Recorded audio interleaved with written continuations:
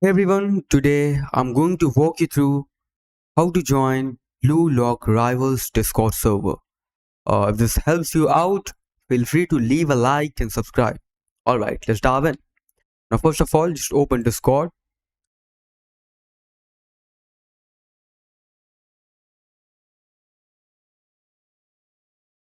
Now, go on the left side and find here Discover. Just click on it. Make sure you have selected servers. Now, just go on the search bar and type Blue Lock Rivals.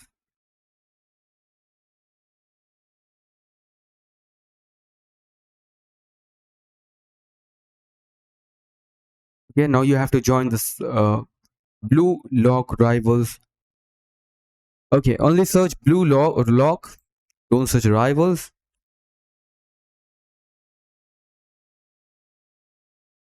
Uh, okay, here it is. Just join the server, Blue Lock, official Blue Lock Discord server for the whatever it is. Just click on it and you will join the server. So that's it for the video. That's how you can join Blue Lock server. Thanks for watching.